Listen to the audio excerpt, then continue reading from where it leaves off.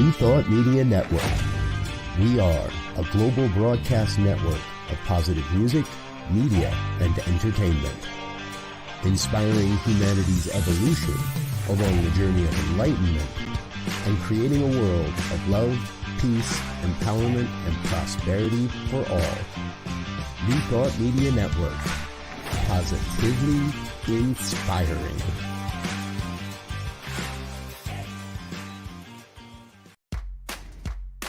Welcome to Ministers Talking a weekly program where Rev Briz and Rev Z and their guests chat about current affairs, world events, spiritual principles, and any old they want to talk about. Based on the New Thought philosophy and ancient wisdoms, Ministers Talking shares a visionary perspective of the evolving spiral called spiritual living. Join us each week as we explore the emerging paradigm of life on planet Earth and beyond.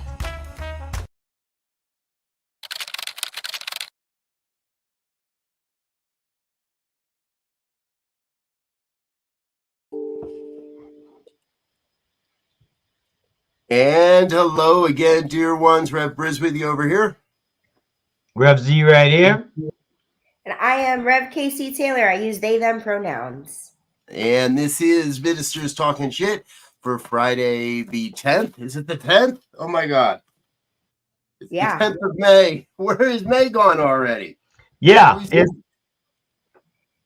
My birthday's on Monday, so I always have we just started last week. Yes. Casey's got a birthday on Monday, right on. Happy birthday, Casey. Glad you're with us. Thank you. Getting ready to turn up. Exactly. Yes. And Casey, I got to be honest, I went searching in our archives last night. You've been on this program before, but I couldn't find the episode. How long's it been since you've been with us? I feel like it might have been like 6 months, maybe. That's my guess. We try to keep guests on at least once a year. So I'm glad you're back with us, and thanks for being here again. And we've been hanging out this morning so far, folks, talking about what we want to talk about, which is what Z and I do every Friday morning. And Casey's brought up some really interesting things. And I tell you, we didn't have enough time to do an awful lot of research on it, and I haven't seen it. But Casey, I want to kick in with Quiet on the Set. Tell everybody a little bit more about what that is, because I think this sounds important, and it sounds like it's getting glossed over by the mainstream media. Yeah, it's definitely being addressed in social media, where we talked a little bit about stage about mainstream media versus social media. And I think that there's a lot of power in the fact that when something goes viral, we have a conversation about it in social media that may not be taking place on the mainstream. But this docuseries it's produced by Eli Holzman and Aaron Sedman, the guys who were executive producer on Undercover Boss. They're executive producers on We're Here on Max, which is a show about drag queens that go into rural communities and put on drag shows and help people address their internalized homophobia and transphobia. And they're producers of American Idol too, the season of American Idol, I've noticed. And so they came together to really speak to the underbelly of Nickelodeon in the 90s and how prevalent child predators were literally on set. And there were lawsuits. There were production assistants or people who were working on set that were found guilty for performing lewd acts with minors on set. More specifically, I would say like the big reveal, people who love Nickelodeon in the 90s, there was a show called Drake and Josh that was a huge rating success. And Drake Bell was one of the main actors that spoke to his experience of being molested by and having someone on set really make an effort, like putting in the work to serve as a predator for this kid. And no one knew this. He was a huge star in the 90s. No, he never talked about this publicly. And he really spoke to in the docuseries how this set of producers or specifically the directors of this series made him feel comfortable enough. And they really, the way this docuseries is produced, it's not this, oh my God, isn't Nickelodeon so horrible? Although, yes, you know, like it's very difficult not to really highlight the network's failures, but it wasn't about gotcha journalism. It was really about identifying the ways that this impact, the trauma that impacted these people on this experience, and the ways that it's affected their lives moving forward. And the show really helped create some healing within families that were affected by the impact of having been on these Nickelodeon shows in the 90s. So it's incredible. Like, there's not a lot of shows on television that talk about trauma in a way that is insightful and inspirational and informative. So I highly recommend it. I think it's on several streaming platforms. Max is, I think, where I watched it. You know, I never thought of it before because I'm one of those. I'll check it out. Oh yeah. I'm one of those kids that grew up with 3 television stations. But I'm also one of those kids that grew up with the advent of cable television. I remember having a little box on our TV. It said HBO or MG or Madison Square Garden. That was it. We had 2 cable channels. You could choose one or the other. And I've never thought of it too deeply that once we created an entire channel around children's programming, we also created a whole industry of child actors that weren't as prevalent. I'm not, I can't say these things didn't happen in the 60s and the 70s and the 80s when we had the 3 major networks and we had private production companies creating content, but there was less content and there were fewer children involved. And we don't hear quite as many stories from that era. But now, and I mean, I get it. What kid would want to talk about that? What kid would want to stay in that industry? Even if they did have a hit show or were really successful, it's almost like escaping your home, an abusive home. I'm finally 18. I can get the F out of here and go hide somewhere. And so this to me is bringing light to me, something that is probably in front of a lot of people's eyes. And we've just never really looked deep enough to recognize what was happening. And that whole concept of looking deep enough, one of the things that this series highlighted were the amount of inappropriate jokes that were set up for kids to tell on Nickelodeon, and how a lot of those jokes were going over the kids' heads. But the fact that the network and the censors allowed for this kind of content to air on children's television, I think just really speaks to who we were as a culture in the 90s. That in 2024, we have a lot of conversations around, I don't want to say like political correctness, but the whole concept of being canceled for saying or doing the wrong thing, and getting an opportunity to look back at what was appropriate for a joke for children to tell in the 90s, and how this sort of thing would never fly. That it's nice to have an invitation to look back at how things were, to demonstrate how far we have come since then. Yeah. I mean, and you just, I mean, you hit a button for me with the cancel culture, right? And the woke culture. Like, we've allowed words that have a clear, definite meaning. And I'm just saying, with the social media, like, woke used to be something that was just the opposite of sleep. You woke up. Right now, if they say you woke, you could be an enemy or you could be an ally, depending on which side of the road you're standing on. And social media and public media, I guess all media in some cases, has begun to erode the rules of the game, right? You know, we call this a chair that I'm sitting in. We call this a desk. Now, we could have called it the reverse, right? We could have called the desk a chair and the chair a desk, but at some point, we have to have agreed upon rules to communicate. And when we don't, communication goes to hell. And that's what's happening now. Our communication is gone by the wayside right now. I really appreciate that you brought up the concept of being woke. I watched last night. I started another docuseries on Hulu called, I think it's called Black Twitter, but it's about Black Twitter specifically, and how that format really served as a space for Black people to find community online that went away when X got sold. So this docuseries really talks about the impact of what happens when Black people have an opportunity to come together for comedy, to have a voice on a specific platform. And the word woke, they didn't address this yet on the docuseries as far as I've gotten, but the word woke really came out of Black Twitter. And what happens a lot of the time, specifically when, what I appreciated about this docuseries is it identified how often Black voices are shut down, shut out, erased out of the cultural conversation. And despite that, Black folks kind of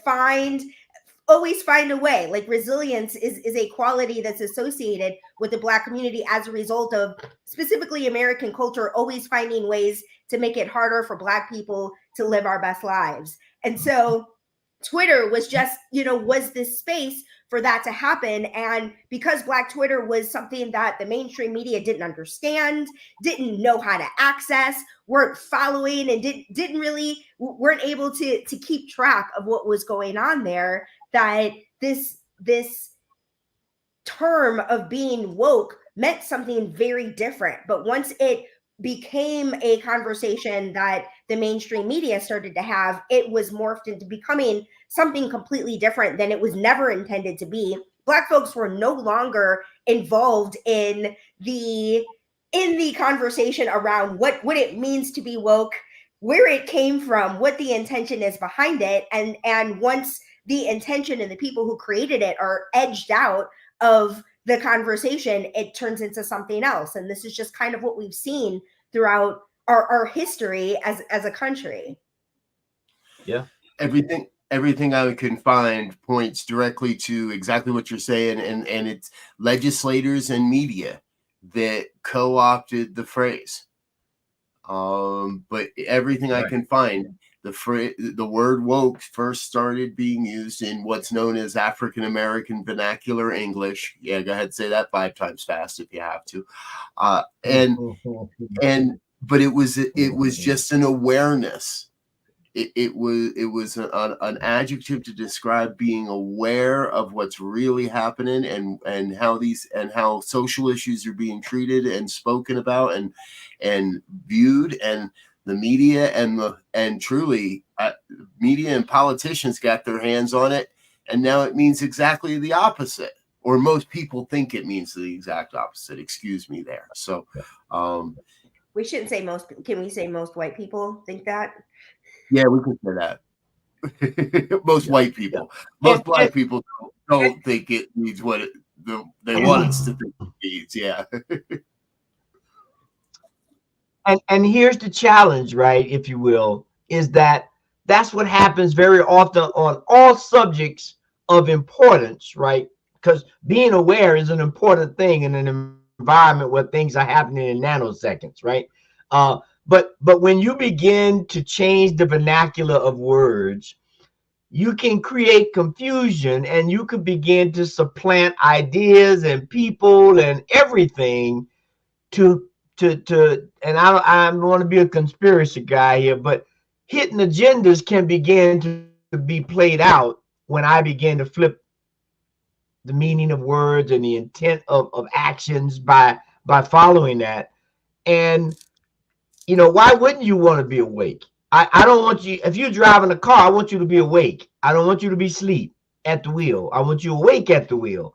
And that's the analogy of what we're doing with our country right now. Is we're driving a big semi truck headed toward a cliff, and we need people that are awoke to drive this car or to take the wheel or whatever, because if not, it's going to be a major accident.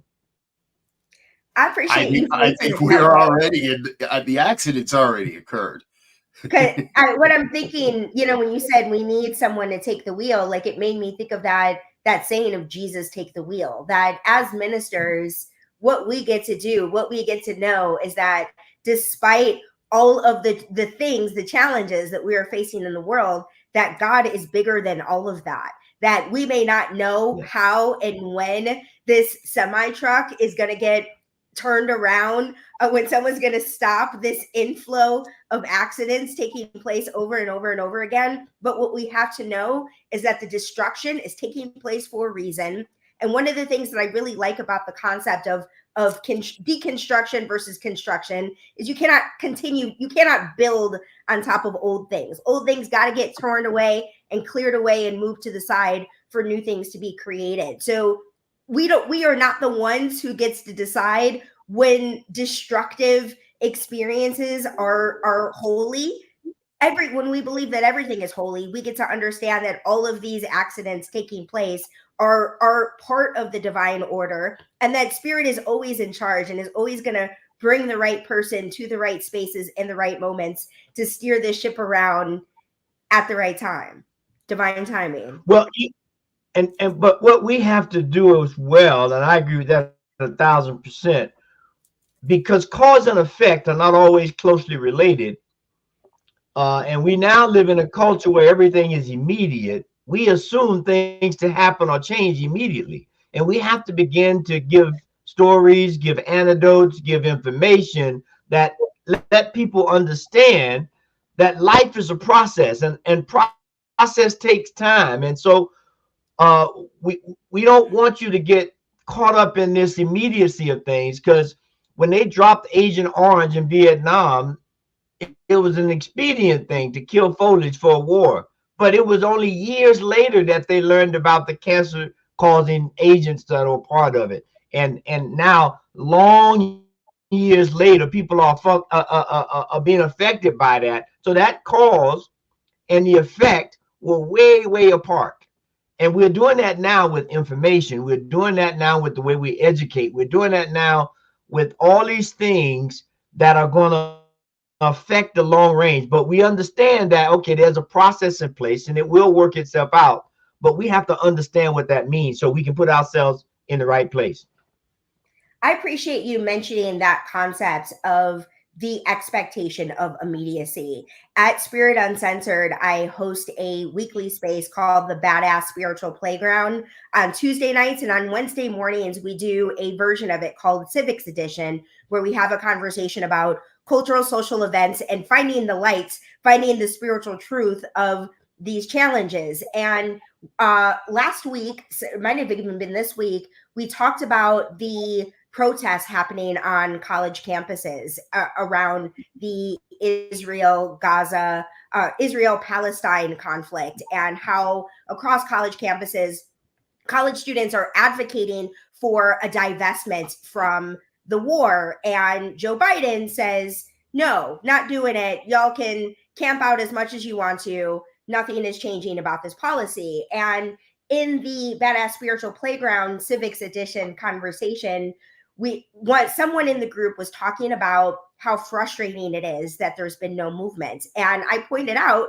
that we can never expect a single protest to create change the next day. That what is happening is that for the first time in the last 75 years of this conflict, that Americans are speaking out in support of Palestinians in a way that we've never seen in American history before. And that change is not going to go into place the next day. And that really brought the people in the space a lot of peace to be able to have the conversation, and to also be reminded of the fact that even though we live in a culture of immediacy, that things don't actually work that way. And so what looks like a lack of progress is simply just an invitation for patience.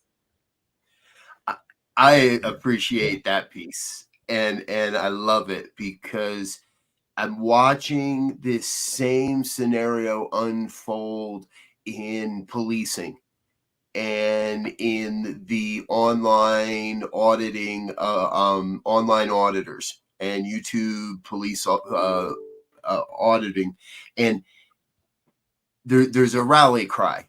We want transparency and accountability. And if anybody's been following the story of the super mayor, Henyard, oh my gosh, talk about obfuscation, right? I don't know the story. Tell me. Oh, it's a woman outside in the suburbs of Chicago. She's the mayor of one city, and she's the supervisor of another community, and she's as dirty as they come. Well, Chicago politicians, Chicago politics is just dirty. She probably is not as dirty as they come. She's probably just the one that got somebody mad and they put her on blast. They are all maybe dirty, not as dirty as they come, but she takes her police force to Vegas. You know, she pays to take her police force to Vegas as her bodyguards when she goes on a trip to Vegas. She's playing people against each other in the community, approving licenses here for certain businesses, not doing this. Yeah, that's Chicago politics. And what happened is the people started to stand up and say, we don't want to pay for your nails. Why are you getting your nails done on the public dime? Why are you doing all these things for yourself with our money? And public and social media and the A1 auditors got a hold of it, and they're just roasting her left and right. But what I'm getting to is they're calling people, and specifically the police, to accountability and transparency. And it's actually a new way of defunding the police, because with patience, these people are winning civil rights lawsuits, and they're winning big money lawsuits, and they're taking big money out of the police budgets to pay for these lawsuits. Now, I know that hurts the average taxpayer as well. So unfortunately, I never really see a clean way to do a completely clean way to clean up everything that's going on. But I think we're going to start seeing more of these words. And when I was a kid, we didn't ever hear about accountability and transparency with the news. There was no such thing as a FOIA request. You couldn't do a Freedom of Information Act request to get body cam footage from the police that arrested you or the police that abused somebody in the street that you saw. But today we can. And today you can say, hey, I don't think that person, whatever, did that properly. There's got to be video of it somewhere. Let's go get that video and let's take a look at what's going on. Let's call for the accountability and the transparency. So it hasn't reached politics yet. And it definitely hasn't reached Hollywood, which is where we started with this conversation. But here's to transparency and accountability. Let the people see what you're doing and be accountable for when you make mistakes. It's interesting. You know, we talked a little bit offline about the concept of what goes viral and the kinds of stories that hit the mainstream media. And as you were saying what you were saying, and I'm like, yeah, this is Chicago politics. This doesn't sound completely out of the norm. I look it up. Tiffany Henyard is the name of this mayor. She's in Dalton, Illinois, which is, my cousin lives there. I literally had a conversation with my cousin yesterday, and she hasn't mentioned this mayor to me one time, which I think is hilarious. But I was not surprised to learn that this story is of a Black woman, because what I'm telling you is that all of this is incredibly common. All of the politicians, like all of them in Chicago, are incredibly crooked. There are people who have been serving in office for decades that have been doing this kind of work, and everybody knows about it in the community, but it's never been picked up by a mainstream media story. So I'm not at all surprised that former mayor, Black lesbian Mayor Lori Lightfoot was hired to investigate this story in particular, and that a Black woman is being highlighted and illuminated, when this is what it means to be a Chicagoland politician. It is all crooked, and it's a lot easier, I find, to tear down Black women in positions like this and ignore the white men who've been doing it for decades. What you were saying about police reminds me, I am serving as the president of the Coalition to End Poverty in Oklahoma City. I shouldn't say that. Yesterday was my last day of serving in this role. And on our team, we have a police officer who's been an officer for years. And I had a conversation with him. Oklahoma is is number one. This is what I've just heard. I haven't Googled this, but everybody living in Oklahoma has shared that Oklahoma is number one in incarceration, which does not make sense.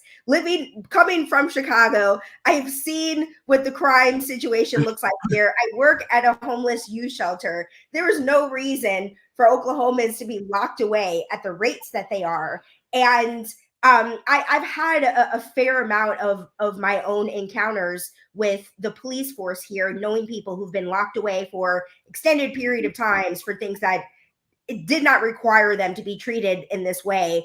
And what I learned about the Oklahoma police force, specifically Oklahoma, but I think this is kind of true across the country, are the kind of people that chose to be in the police force 20, 30, 40 years ago when they first entered it.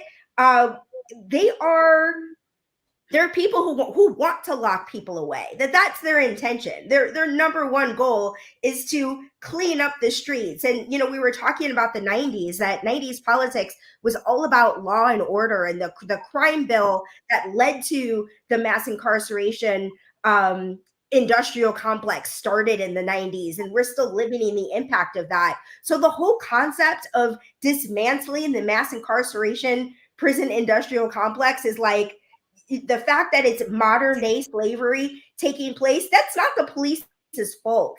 The infrastructure itself is the challenge. And finding a way to figure that out, I think the community policing, I think the investment in mental health services, but there's a lot of really significant challenges happening on each city level. Yesterday at the coalition meeting, we talked about the Affordable Care Act, and there's a requirement that hospitals identify ways to cut costs. And so they're having this conversation with a group of social services providers, and they talked about the terrible ways that homeless people are treated, that they go into a hospital and they don't get treated. They get discharged in the middle of the night in paper hospital gowns with no shoes, with no bus pass, like these kinds of things of like basic human compassion from a hospital, not a police officer. So like knowing that there are all of these social challenges in regards to the ways that we treat each other on a social cultural level have just these huge ramifications. And I think to me, the answer of the question of like, how do we save the world? For me, the answer is about showing up and creating change in the spaces where we are to the best of our abilities. Obviously, I'm doing it through social services, learning, helping create coalitions between the city and social services and things like that. Love the things that I've done, and I'm grateful that I've set up that community to succeed. But I'm just focused on identifying what is mine to do and doing my own healing work and creating spaces for others to do the same. Yeah. Everything we've talked about this morning, in my mind, highlights this idea that, we have wandered, I'll say wandered, I could say some other things, but we've wandered as a society, global society, in a world that is fraught with competition, one-upsmanship, materialism at all costs, right? And so when you get into that kind of environment, and subsequently when you get in that environment, you begin to think of yourself as your material possessions, whether it's a accolade, whether it's a trophy, whether it's whatever, right? And so I think by being woke, if we go back to the original thing, if you wake up and realize the gamesmanship that's being played, you see that people we talked about data and how people are collecting data and manipulating information and setting people's viewpoints in directions that should not even, not that it shouldn't be looked at, but it should not be a major concern. We're finding ourselves slowly, and in some case fastly, unraveling what makes us human, which I think compassion is right at the top of it, right? To understand as as the saying goes, there but the grace of God go I. We've all found ourselves in situations where we, for whatever reason, we were lacking, or we were in a place we didn't want to be, or whatever. And so if we begin to see that in society and show compassion, and whether it's the police officer who did, yeah, you did something wrong, we show compassion, but you need to be accountable. There has to be some transparency. We can begin again to put these things in place to right the ship, if you will, to bring the pendulum more to the middle. Because there will always be contrasts, right? I mean, that's the nature of the universe. It's a moving, evolving thing. So it's never going to be standing still. And as the change happens, everything gets in turmoil for a while and we have to reset. And so when we begin to think of that, we can make things happen, and not in this, I'm on the top and I'm going to stay on the top and I want it to be static. I mean, we really have to wake up. Well, man, I don't know any other way to say it. Well, this whole conversation kind of jumps into my head, the idea of how wonderful life would be if we didn't have competition. Because all these things seem to come back to competition. Now, I don't think that's actually possible. I think part of the human condition is that we are here learning how to go beyond competition and how to move into more collaborative spaces and more collaborative opportunities. And just like spiral dynamics, you can't skip those lower evolutionary developmental stages of life. Just like any thought process, you cannot skip you still come in that pure, unconsciously becoming conscious child that, maybe we can lower the level of toxic competition, but I still think the competition is necessary. The concern I have is when we let that toxic competition, when we let it run amok, when it becomes, it's all about me. And as you were just saying, Z, right? Once you get to the top, the last thing you want to do is come down. But I don't know anybody that's ever, maybe Mick Jagger's on track to do it, but almost everybody falls eventually. Like everybody has that decline. Nobody stays at the very top of their game or the top of their industry their entire lifetime. There has to be a receding of that energy and a seceding, if you will, to the newer, younger perspectives that are coming online, the people that didn't get as much toxic competition as I did that are coming online. And before we run out of time, I want to say a real big shout out to Casey, because one of the things I perceive, Casey, is you are not a ministry or a minister saying, hey, come to me and I'll teach you how all this shit works. You are a ministry that is saying, I'm going to go out into the world and I'm going to do what's mine to do.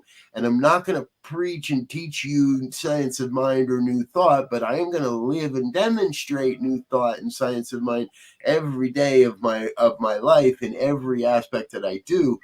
It is totally the flip of the opposite of what we're taught in most ministerial school programs. Now, I'm going to leave some room open for an evolution there in some organizations, but you've completely flipped the model in that regard.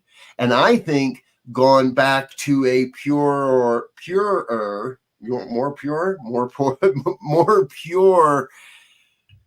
sense of what the original social activists were doing. They were living life, but living from their sense of purpose, not trying to put the purpose first.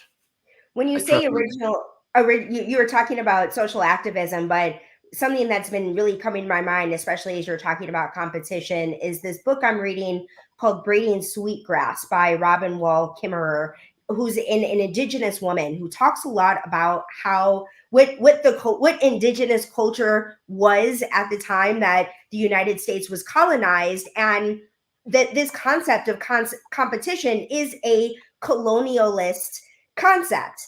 And so what I feel like I've been learning around what it means to live in a country that was colonized by Europe is the social impact of what it means to live from that mentality. When we live from a mentality of seeing ourselves as belonging to the land, of operating from a place of interdependency, that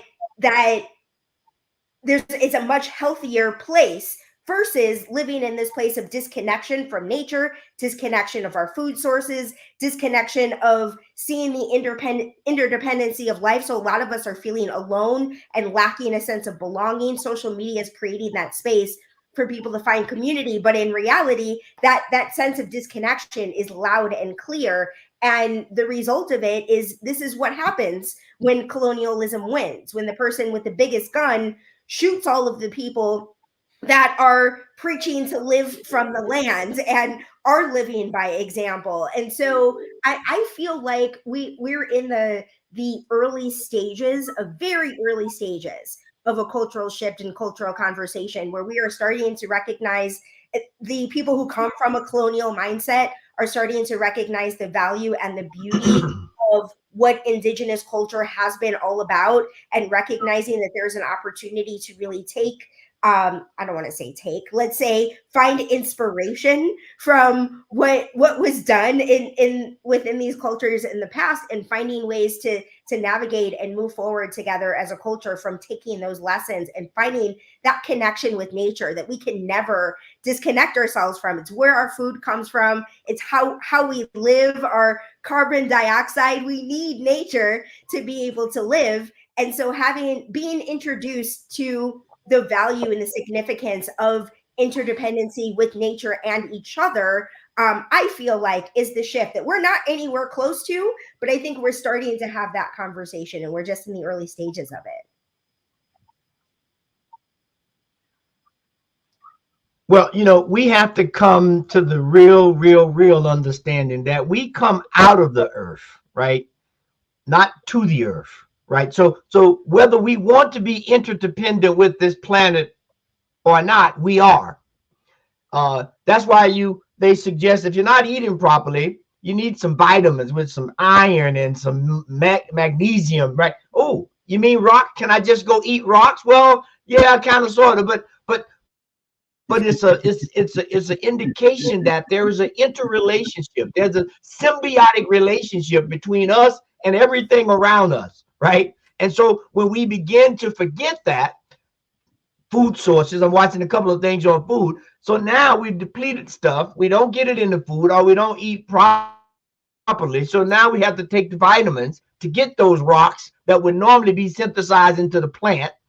And so that is happening in all spheres of society, whether it's the food source, whether it's the government source, whether it's the education source. It has to be this interrelationship that we understand. What we talk about is oneness, the unity of it all. And that because it is an ebb and flow, that is a rise and fall, there is movement, but it's not catastrophic movement all the time. Now, there are catastrophic events that happen, but those are far few and in between if we get back in balance. And that's what indigenous cultures, no matter where you go, there is a symbiotic relationship between the community, the individual, and nature, representing everything other than them. And that's what we have to get back to.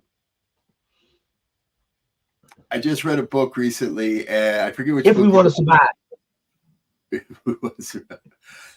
I should say I'm reading a lot of books, so I forget which one I read this in, but it was an idea of the reboot. And this person didn't take that idea anywhere near where my mind goes. But what I keep hearing is it's time for a cultural reboot. It is time to take this operating system that we got running back to an original, I don't like the term, but factory settings. We started in the green room today, folks, talking a little bit also about, will TikTok survive and the TikTok ban and all this. And there is a thought that it is now prevalent thought that how could we survive without social medias, without media platforms, without these different ways of communicating. And yesterday I signed 3 birthday cards, right? What would happen if I had to sign a birthday card for everybody on my Facebook list? Gee, I could barely type in happy birthday to everybody on a daily basis. It's almost as if we need to shut the system down, let it rest for 10 seconds, maybe 30, and then hit that power button again and come back to an operating system that isn't different, right? It's not like, oh, I want to go back to the 1800s and let's go live in the prairies and treat the indigenous people better. I want us to treat indigenous people better, but I want us to live today's world with a more inclusive consciousness. I think it's a lot goes back to our conversation about spirit taking the wheel, that if we are meant to experience some kind of significant reboot, spirit will do it in the perfect time, in the perfect way, regardless of whether we want it or like it or not.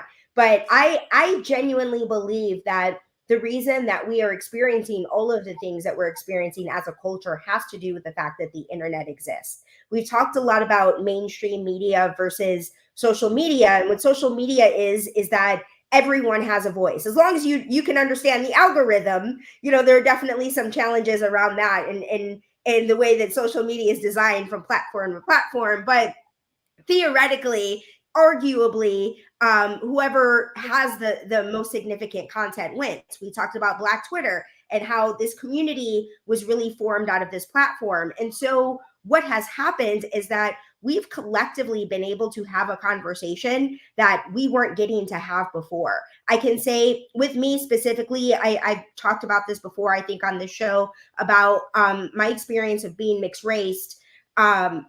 More specifically, the challenges that I've had with my white family over the course of the last 4 to 6 years, as Trump came about, as the Black Lives Matter movement really came to the surface, my white family's racism also really came to the surface. But growing up personally, as a child, I was unaware of the ways that their racism had showed up before I was born, and in my early years, that I didn't know that when my parents got married, that my father's family cut my father off. Like literally, they held a ceremony to sit Shiva for him, regardless of the fact that he was still alive and just married to a Black woman. So that's something you don't tell your 2-year-old child. And so when I was introduced to my white family, it was when my grandmother was dying and she realized that she didn't want to leave the earth without having healed this relationship. And I was 2 years old. This is why I say this. So I was introduced to them at that time, and I had no idea the significance of the experience of racism that had taken place in those early years of my life. And my father, I give him a lot of respect for the fact that he shared it with me at a time that was appropriate. I was shocked by it. And how beautiful is it that I had developed this relationship with my white family members in a way that when I learned about the way that their racism had showed up, that it was shocking to me, that I couldn't point to. There are a couple things that I can point to, but they weren't jarring, they weren't glaring. I've always felt like a member of my white family, despite my skin color, despite their experience of racism. However, social media made it so that their opinions around the racist beliefs, because that doesn't just disappear, right? You don't go from sitting Shiva for your white, I shouldn't say white, for your brother for marrying a Black woman, to suddenly being the most progressive American and all for inclusivity the very next day. Like it's a journey. And so what I found with them specifically is they live from a place of seeing Black folks as, like, literally seeing them as second-class citizens, to what they think of as seeing them as equal. And in their minds, racism ended in 1955, despite the fact that they've actively participated in the experience of institutional racism and are unaware of that concept and the ways that they've perpetrated it.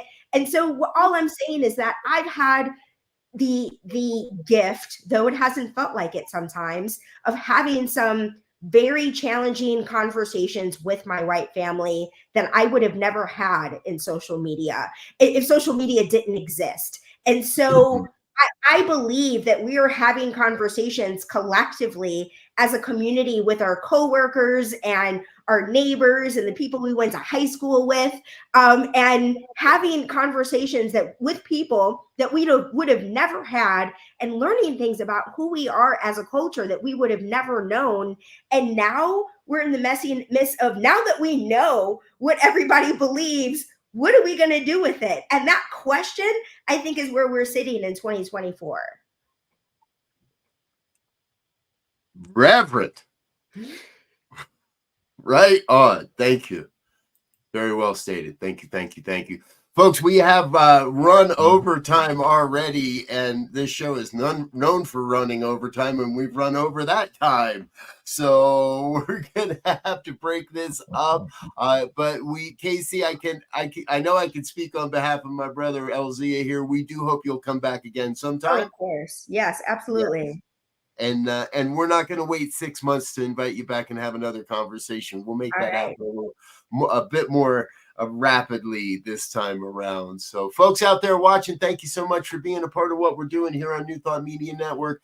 Please like, share, subscribe, let your friends and family know we are having, I believe, important conversations here. Share this episode specifically out on your social media networks. Please. And join us for that. Hey, and stay with us throughout the day. We've got a full day of programming. All our normal shows are happening right now.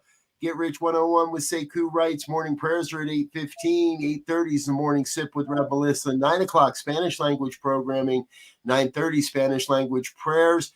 Rev Barber will be back at 1 o'clock with the Joy Show. I'm not sure who's anchoring the good news tonight, but it's either me or somebody else. We'll be here with the good news at 5 o'clock. Reverend Michael's got the fireside chat at 6. Until next time, we want to thank you for being here and wish you peace and richest blessings. Bye now.